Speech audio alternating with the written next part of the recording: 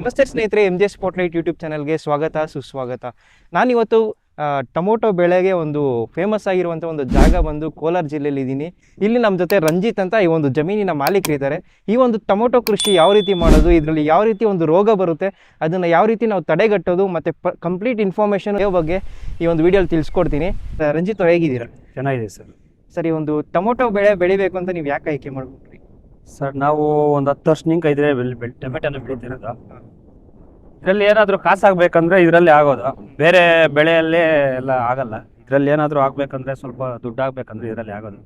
ಅದು ಬೇರೆ ಇವಾಗ ಸೀಸನ್ನು 6, 7, 8ನೇ ತಿಂಗಳು ಸೀಸನ್ನು ಕಂಪಲ್ಸರಿ ಟೊಮೆಟೊ ರೇಟ್ ಇರ್ತಾಯಿತ್ತು. ಏನೋ ಕಾರಣ ಅಂತದಿಂದ ಇತ್ತು. ಈ ಸರಿ ಇವಾಗ ಸ್ವಲ್ಪ ಕಡಿಮೆ ಆಗಿದೆ. ಅದರಿಂದ ನಾವು ಟೊಮೆಟೊನೇ ಸ್ವಲ್ಪ ಆಯ್ಕೆ ಜಾಸ್ತಿ ಮಾಡ್ಕೊತೀವಿ. ಅದು ನಮ್ಗೆ ಮಾರ್ಕೆಟಿಂಗು ಚೆನ್ನಾಗಿದೆ ಕೋಲಾರಲ್ಲಿ. ಅದರಿಂದ ನಾವು ಸ್ವಲ್ಪ ಟೊಮೆಟೊ ಮೇಲೇ ಕೋಲಾರ ಡಿಸ್ಟಿಕಲ್ಲೆಲ್ಲ ಟೊಮೆಟೊ ಮೇಲೆ ಸ್ವಲ್ಪ ಇಟ್ಬಿಟ್ಟು. ಎಷ್ಟು ವರ್ಷದಿಂದ ಮಾಡ್ತಾ ಇದ್ದೀರಿ ನೀವೇನು ಕೃಷಿ? ಸರ್, ನಾವು ಒಂದು 10 ವರ್ಷನಿಂಕ ಮಾಡ್ತಾಯಿದ್ದೀವಿ. ನಿಮ್ಮ ತಂದೆ ನಿಮ್ಮ ಹೌದೌದು ಫಸ್ಟ್ ನಿಂಕ ಮಾಡ್ತಾ ಇದ್ದಾರೆ. ನಾವು ಬಂದನಿಂಕ ಒಂದು 10 ವರ್ಷನಿಂಕ ನಮ್ಮ ಜವಾಬ್ದಾರಿನಿಂಕ ನಾವು ಮಾಡ್ತಾ ಇದ್ದೀವಿ. ನೀವೊಂದು ಎಷ್ಟು ಎಕರೆಗೆ ಹಾಕಿದ್ದೀರಿ? ಸರ್, ಇವಾಗ 2 ಎಕರೆ ಇದೆ ಇದು. 2 ಎಕರೆ. ಮೊನ್ನೆ ಒಂದೂವರೆ ಎಕರೆ ಕ್ಲೋಸ್ ಆಯ್ತು. ಅಲ್ಲಿ ಕಾಣ್ತಿರೋದು ಅದೆಲ್ಲ 1.5 ಕ್ಲೋಸ್ ಆಯ್ತು. ಇವಾಗ ಒಂದು 2 ಎಕರೆ ರೆಡಿ ಇದೆ. ಇನ್ನ ಒಂದು 2 ಎಕರೆಗೆ ಅದು ನೋಡಿ, ಅದು ಬೆಡ್ ಹೊರ್ತಿದೀವಿ. ಈ ವಾರದಲ್ಲಿ ಮತ್ತೆ ಉಳ್ಬೇಕಾದ್ರು ಒಂದು ವಾರದಲ್ಲಿ. ನಾವು ಟೊಮೆಟೊ ಬಿಟ್ಟು ಬೇರೆ ಆಪ್ಷನ್ ಐತೆ, ಬಟ್ ಸೀಸನ್ ಅಲ್ಲ ಇವಾಗ. ಅದರಿಂದ ಸ್ವಲ್ಪ ಟೊಮೆಟೊಗೆ ಹೆಚ್ಚು ಇದು ಕೊಡ್ತೀವಿ. ಓಕೆ, ಇದು ಯಾವ ಬ್ರ್ಯಾಂಡದು ನೀವು ಸಸಿ ತಂದು? ನಾವು ಜೈವ ಅಂತ ಉಳಿರೋದು, ಜೈವ ತಳಿ ಅಂತ ಉಳಿರೋದು. ಬಟ್ ವೈರಸ್ಗೆ ಸ್ವಲ್ಪ ಇದಿತ್ತು. ಫಸ್ಟ್ ಎಲ್ಲ ಸಿಂಗಲ್ ಉಳ್ತಾ ಇದ್ವಿ. ಇವಾಗ ವೈರಸ್ ಬರೋ ಚಾನ್ಸಸ್ ಜಾಸ್ತಿ ಇದೆ. ಅದಕ್ಕೇನ್ ಮಾಡಿದೀನಿ ಅಂದ್ರೆ 1 ಅಡಿ 1.25 ಕಾಲ್ಗೆ ಒಂದೊಂದು ಸಸಿ ನಡ್ತಾ ಇದ್ರು. ಇವಾಗ ನಾನು 2.5 ಒಂದು ಹಾಕಿ ಡಬಲ್ ಉಳಿದೀನಿ. 2.5 ಅಡಿಗೆ ಒಂದು ಉಳಿ ಡಬಲ್ ಉಳಿದೀನಿ. ಯಾರು ಉಳಲ್ಲ ಡಬಲ್, ಎಲ್ಲ ಸಿಂಗಲ್ 1 ಅಡಿಗೆ ಒಂದು ಉಳ್ತಾರೆ. ಬಟ್ ನಾನು ಡಬಲ್ ಉಳಿದೀನಿ. ಏನ್ ಉಳಿದೀನಿ ಅಂದ್ರೆ ವೈರಸ್ ಬರ್ತದೆ. ವೈರಸ್ ಬಂದಾಗ ಸ್ವಲ್ಪ ಅವಾಯ್ಡ್ ಆಗ್ಲಿ. ಈ ಒಂದು ಗಿಡದಲ್ಲಿ ಇಳುವರಿ ಒಂದು ಬಿಡೋ ಬರಲ್ಲ. 2 ಗಿಡದಲ್ಲೂ ಸ್ವಲ್ಪ ಬಿಟ್ಕೊಂಡ್ರೆ 1 ಗಿಡ ಇಳುವರಿ ಬರುತ್ತೆ. ವೈರಸ್ ಕಂಟ್ರೋಲ್ ಮಾಡಕ್ ಆಗ್ತಾ ಇಲ್ಲ. ಅದರಿಂದ ಇದು ಮಾಡಿದ್ದೀನಿ, ಸ್ವಲ್ಪ ಈಲ್ಡ್ ಜಾಸ್ತಿ ಬರಲಿ ಅಂತ ಅಷ್ಟೇ. ಒಂದು ಎಕರೆಗೆ ಎಷ್ಟು ಸಸಿ ಹಾಕ್ಬೋದು? ಸರ್, ನಾವು 1 ಎಕರೆಗೆ ಬಂದು ಸಿಂಗಲ್ 6,000 ಉಳ್ತಾ, 6,500 ಉಳ್ತಾ ಇದ್ದು. ನಾವೇನ್ ಮಾಡಿದ್ವಿ ಅಂದ್ರೆ ಜಿಗ್ಜಾಗ್ ಮಾಡಿ ಡಬಲ್ ಮಾಡಿ ಅದನ್ನೇ 2.5ಗೆ 2 ಎಕರೆ 1 ಎಕರೆಗೆ ಬಂದು 8,000. ಓಕೆ, ಇದಕ್ಕೆಲ್ಲ ವಾಟರ್ ಎಲ್ಲ ಹೆಂಗೆ? Drip irrigation? ಹೌದು ಸರ್, ಡ್ರಿಪ್ ಹಾಕಿದೀವಿ. ಮಲ್ಚಿಂಗ್ ಫಸ್ಟೇ ಬೆಡ್ ಮಾಡಿ ಅದಕ್ಕೆ ಫಸ್ಟು DAP, ಪೊಟಾಶು 20 ಎಲ್ಲ ಕಾಂಪ್ಲೆಕ್ಸ್ಗೆಲ್ಲ ಹಾಕಿ ಮೈನ್ ತಿಪ್ಪೆ ಗೊಬ್ಬರ ಬೀಳ್ಬೇಕು. ಹೌದು, ತಿಪ್ಪೆ ಗೊಬ್ಬರ ಬಿದ್ಮೇಲೆ ಅದಕ್ಕೆ ಕೊಡ್ತಾರೆ. ಅದಕ್ಕೆ ಮೈನ್ ಆರ್ಗಾನಿಕ್ ಎಲ್ಲ ಕೊಡ್ತಾರೆ.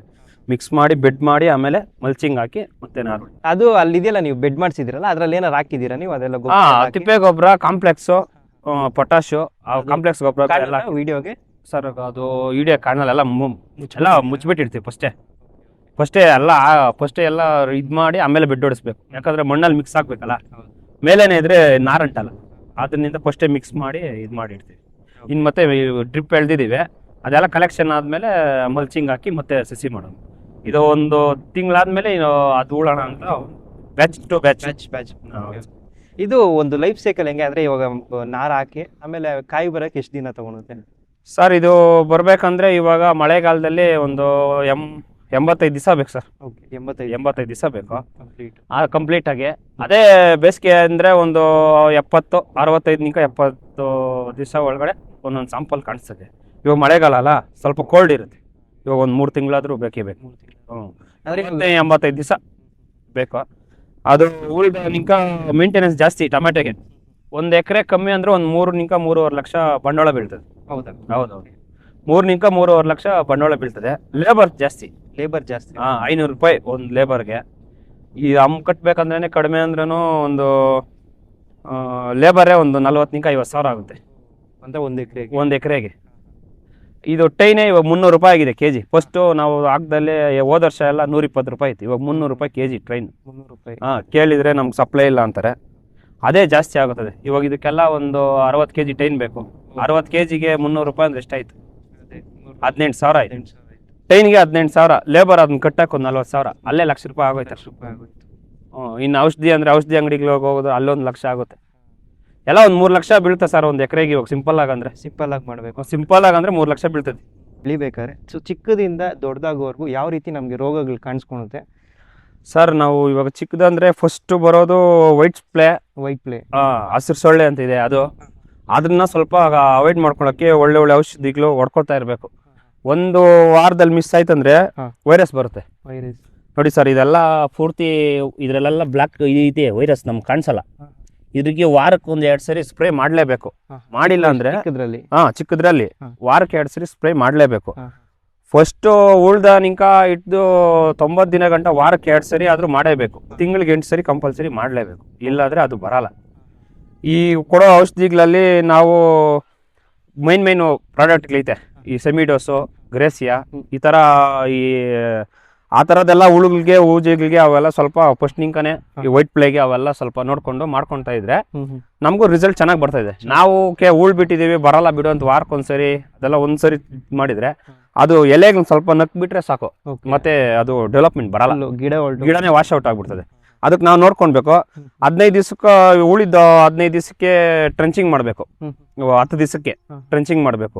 ಟ್ರಂಚಿಂಗ್ ಅಂದ್ರೆ ಸರ್ ನಾವು ಬುಡಕ್ಕೆ ಮುದ್ದಟ್ಟಬೇಕು, ಹೊಸ ಬೇರ್ ಬಿಡಕ್ಕೆ, ರೂಟ್ ಡೆವಲಪ್ಮೆಂಟ್ಗೆ ಹೊಸ ಬಿಡಬೇಕು. ಅಲ್ಲಿ ಫಸ್ಟ್ ಟ್ರಂಚಿಂಗ್ ಅಲ್ಲಿ ಬಂದು ನಾವು ಈ ಇದು ರೂಟೆಕ್ಸು ಆ ಥರ ಇದೆ, ಅವೆಲ್ಲ ಮಾಡ್ಕೋಬೇಕು. 19 ಹಾಲು ಫಸ್ಟು ಒಂದು 15 ದಿವಸ ಒಳಗಡೆ 19 ಹಾಲು ಬಿಡಬೇಕು. ಮತ್ತು 1261 ಮತ್ತು 13-0 ಕಾಯಿ 2 ತಿಂಗಳಾದಮೇಲೆ 1261 ಬಿಡಬೇಕು. ಆಮೇಲೆ ಅದ್ರಿಗೆ KSBL ಐತೆ, ಅದು ಬಿಡಬೇಕು. ಸ್ವಲ್ಪ ಪ್ರಾಡಕ್ಟ್ಗಳೈತೆ, ಅವನ್ನೆಲ್ಲ ಸ್ವಲ್ಪ ನಾವು ಒಂದು ಅಂಗಡಿಗೆ ಹೋದ್ರೆ ಅವ್ರು ಹೇಳ್ತಾರೆ ಇದು ಬಿಡು ಅದು ಬಿಡು ಅಂತ. ನಾವು ಸ್ವಲ್ಪ ನೋಡಿ ಬಿಟ್ಕೋಬೇಕು. ಅವ್ರಿಗೇನು ಬಿಸ್ನೆಸ್ ಆಗಬೇಕು, ರೈತರು ಯಾವುದೋ ಒಂದು ಕೊಡ್ತಾರೆ ಹೋಗಿ ಮಾಡ್ಕೊಳ್ತಾ ಇರ್ತಾರೆ, ಅವೆಲ್ಲ ನೋಡಿಕೊಂಡು ನಾವು ಹುಷಾರಲ್ಲಿ ಮಾಡ್ಕೋಬೇಕು. ಇದು ಕಾಂಪ್ಲೆಕ್ಸ್ ಗೊಬ್ಬರಗಳಿರ್ತವೆ, ಅವನ್ನೆಲ್ಲ ಸ್ವಲ್ಪ ಕಡಿಮೆ ಯೂಸ್ ಮಾಡಬೇಕು ಮಳೆಗಾಲದಲ್ಲಿ. ಯಾಕಂದರೆ ಜಾಂಡೀಸು, ರೋಸು, ಟೊಮೆಟೊ ಜಾಸ್ತಿ ಬರ್ತದೆ. ಅದರಿಂದ ನಾವೇನು ಮಾಡ್ಬೇಕಂದ್ರೆ ನೋಡಿಕೊಂಡು ಮಳೆ ಇದು ನೋಡಿಕೊಂಡು ಬಿಟ್ಕೊಂಡು ಇದು ನೋಡ್ಕೊಂಡು. ಸೊ ಇದ್ರದ್ದೊಂದು ಕೋಲ್ ಕಟ್ತೀರಲ್ಲ, ಅದು ಗಿಡ ಬೀಳ್ದೆ? ಇಲ್ಲ ಸರ್, ಹೌದು. ಇವಾಗ ಇದಕ್ಕೆ 12 ದಿವಸ ಆಗೈತೆ. ಇದು ನಾಟಿ ಮಾಡಿ 12 ದಿವಸ ಆಗೈತೆ. 12 ದಿವಸ ಅಂದ್ರೆ ಇನ್ನು 5 ದಿವಸ ಆದ್ಮೇಲೆ ಇವಾಗ ಕಡ್ಡಿ ಹಾಕ್ಬೇಕು. ಬಂದಿಲ್ಲ ಲೇಬರ್, ಸ್ವಲ್ಪ ಇವತ್ತು ಬಂದಿಲ್ಲ, ನಾಳೆ ಬರ್ತಾರೆ. ನೋಡಿ ಕಡ್ಡಿ ಎಲ್ಲ ಐತೆ ಅಲ್ಲಿದೆ. ಅದನ್ನ ಹಾಕಿ ಅದನ್ನ ನಮ್ ಕಟ್ಬೇಕು. ಆ ಕಡ್ಡಿ ಹಾಕೋರ್ಗೆ ಎಕರೆಗೆ 6,500 ಕೊಡ್ಬೇಕು, ಒಂದು ಎಕರೆಗೆ 6,500 ಅವ್ರು ಕೊಡ್ಬೇಕು. ತಿರ್ಗಿ ಮತ್ತೆ ಲೇಬರ್ಸ್ ಅವ್ರು ಬಂದು ಕಟ್ಟಿ ಅದಕ್ಕೆಲ್ಲ ಅಷ್ಟು. ಇವಾಗ ಪ್ರೊಸೆಸಿಂಗ್ಗೆ ಒಂದು 30,000 ಬೀಳುತ್ತೆ. ಕಡ್ಡಿ ಇದೊಂದು ಕಡ್ಡಿ, ಹೊಸ ಕಡ್ಡಿ ಹೊಡ್ಬೇಕಾದ್ರೆ 22 ರೂಪಾಯಿ ಆಗುತ್ತೆ ಒಂದು ಕಡ್ಡಿ. ಇದಕ್ಕೆಲ್ಲ ಒಂದು 2 ಎಕರೆಗೆ 3,000 ಕಡ್ಡಿ ಬೇಕು. 3,000 ಕಡ್ಡಿ 20 ರೂಪಾಯಿ ಅಂದ್ರೆ ಎಷ್ಟಾಯ್ತು? ನಮ್ದೇನಂದ್ರೆ ಇವಾಗ ಆಲ್ರೆಡಿ ಹಾಕಿರೋದು ಐತೆ, ಅದರಿಂದ ಸ್ವಲ್ಪ ಕಡಿಮೆ ಬೀಳ್ತೈತೆ ಬಂಡವಾಳ. ಹೊಸದಾಗಿ ಮಾಡೋರಿಗೆ ಜಾಸ್ತಿ ಬಂಡವಾಳ ಬೀಳ್ತೈತೆ ಸರ್. ಅದು ಹಳೆ ಇರೋದ್ರಲ್ಲಿ ಮಾಡೋದ್ರಿಂದ ಸ್ವಲ್ಪ ಉಳಿತೈತೆ. ಹೌದು, ಅದನ್ನ ನೋಡ್ಕೊಂಬರಲ್ಲ ನೀವು? ಆಲ್ರೆಡಿ ಅಲ್ಲಿ ಹಾಕಿದಿರಲ್ಲ, ಅದೆಲ್ಲ ಮುಗ್ದೋಗಿದೆ. ಅದು ಕಡ್ಡಿ ಯಾವ್ದು? ಅದು ಹಾಕಿದೀವಿ, ಎಲ್ಲ ಕಿತ್ತೋಗಿದೆ. ಅದು ಡಬಲ್ ಕಡ್ಡಿ. ಇದು ಈ ಒಂದು ಹಣ್ಣಿನ ನಿರೀಕ್ಷೆ ನಾವು ಯಾವ ತಿಂಗಳಲ್ಲಿ ಮಾಡ್ಬೋದು ಇದು ಸರ್? ಇದು ಜುಲೈ ಅಲ್ಲ, ಇದು ಈ ಜೂನ್ ಮುಗೀತು. ಜುಲೈ, ಆಗಸ್ಟು ಲಾಸ್ಟ್ ಅಲ್ಲಿ ಮಾಡ್ಬೋದು ಸರ್. ಆಗಸ್ಟು 3ನೇ ವೀಕು 4ನೇ ವೀಕಲ್ಲಿ ಬರ್ತೈತೆ. ಹೌದು, ಕಂಪ್ಲೀಟ್ ಆಗಿ ಬರ್ತದೆ. ಓಕೆ, ನೀವು ಹಾಕಿರೋ ಇದಕ್ಕೆ ಒಂದು ಸಸಿಗೆ ನಿಮ್ಗೆ ಒಂದು ಬಾಕ್ಸ್ ಎಷ್ಟು ಹೋದ್ರೆ ನಿಮ್ಗೆ ಲಾಭ ಬರ್ಬೋದು ಸರ್? ಇವಾಗ ಒಂದು ರೇಟ್ಗಳೆಲ್ಲ 500 ರೂಪಾಯಿ ಮೇಲೆ ಹೋದ್ರೆ ಏನಾದ್ರು ಒಂದು ಸ್ವಲ್ಪ ನಮ್ಮ ಕೂಲಿ ತರ ಒಂದು ನೋಡ್ಬೋದು ಅಷ್ಟೇ. ಈ 200-300 ಹೋದ್ರೆ ಸರ್ ಬಂಡವಾಳಕ್ಕೆ ಹೋಗಿ ಬರಲ್ಲ. 150 ಹೋದ್ರೆ ಒಂದು ಎಕರೆಗೆ 3-4 ಲಕ್ಷ ಲಾಸ್ ಬರುತ್ತೆ. 100-150 ಹೋದ್ರೆ ಏನೋ 500 ರೂಪಾಯಿ ಮೇಲೆ ಹೋದ್ರೆ ಎಲ್ಲ ಹೋಗಿ ಖರ್ಚು ಸ್ವಲ್ಪ ಉಳಿತದೆ ನಮಗೆ. ಫಸ್ಟ್ ಆದ್ರೆ 300 ಹೋಗಿದ್ರು ನಡೀತಾ ಇತ್ತು. ಅವಾಗ ಎಲ್ಲ ಲೇಬರ್ಸ್ ಕಡಿಮೆ ಇತ್ತು, ಟೈನು ಎಲ್ಲ ಮೇಂಟೆನೆನ್ಸ್ ಕಡಿಮೆ ಇತ್ತು. ಇವಾಗ ಮೇಂಟೆನೆನ್ಸ್ ಜಾಸ್ತಿ. ಒಂದು ಲೇಬರ್ ಬರ್ಬೇಕಂದ್ರೆ ಊಟ ಎಲ್ಲ ಲೆಕ್ಕ ಹಾಕೊಂಡ್ರೆ 600-650 ರೂಪಾಯಿ ಬೀಳ್ತದೆ ಒಂದು ಲೇಡೀಸ್ಗೆ. ಇದನ್ನೆಲ್ಲ ಕಟ್ಟಬೇಕಂದ್ರೆ ಕೂಲಿ ಲೇಬರೇ ಟಮಾಟಕ್ಕೆ ಕಮ್ಮಿ ಅಂದ್ರೆ 1-1.5 ಲಕ್ಷ ಆಗುತ್ತೆ. ಲೇಬರ್ಸ್ದೇ ಸಮಸ್ಯೆ, ಮೈನ್ ಟೊಮೆಟೊಗೆ ಲೇಬರ್ಸ್ದೇ ಸಮಸ್ಯೆ. ಅದರಿಂದ 500 ರೂಪಾಯಿ ಮೇಲೆ ಹೋಗ್ಬೇಕು ಸರ್ ಏನಾದರೂ ಇದಾಗಬೇಕಾದ್ರೆ. 200-300 ಅವೆಲ್ಲ ಏನು ಸಿಗಲ್ಲ.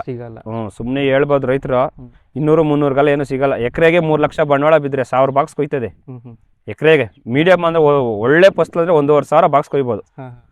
1000 ಬಾಕ್ಸ್ಗೆ 300 ರೂಪಾಯಿ ಅಂದರೆ 3 ಲಕ್ಷ ಆಗಿದ್ದು. ಅದ್ರ ಬಂಡವಾಳ ಕೂಡ ಬರಲ್ಲ. ಅದರಲ್ಲಿ ಖರ್ಚು, ಕಮಿಷನ್ನು, ಟೆಂಪೋ ಬಾಡಿಗೆ ಬೇಜಾನೈತೆ. ಅದರಲ್ಲಿ ಏನು ಸಿಗಲ್ಲ. 500 ರೂಪಾಯಿ ಮೇಲೆ ಹೋದ್ರೇ ಏನಾದರೂ ಸಿಗಬೇಕಂದ್ರೆ.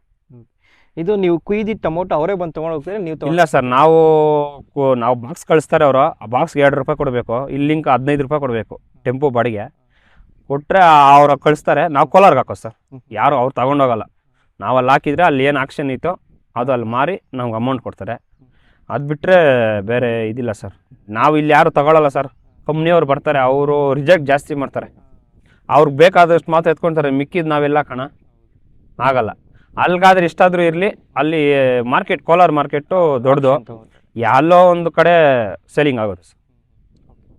ಸೊ ನೋಡಿದ್ರಲ್ಲ ವೀಕ್ಷಕರೇ, ಇದೊಂದು ಡೀಟೇಲ್ಸ್ ಕೊಟ್ಟಿದ್ದಾರೆ ಫುಲ್ ಕಂಪ್ಲೀಟಾಗಿ. ಮೊದ್ದು ಯಾವ ಥರ ಹೊಡಿಬೇಕು, ಮತ್ತು ಯಾವ ರೀತಿ ಒಂದು ನಮ್ಗೆ ವೈರಸ್ ಸಿಗುತ್ತೆ ಟೊಮೊಟೊಲ್ಲಿ, ಮತ್ತು ಒಂದು ಕೃಷಿ ಯಾವ ರೀತಿ ಮಾಡೋದು, ಮತ್ತು ಯಾವ ರೀತಿ ಒಂದು ಜಾಗೃತಿ ವಹಿಸಬೇಕು ಈ ಒಂದು ಕೃಷಿ ಮಾಡಬೇಕಾದ್ರೆ.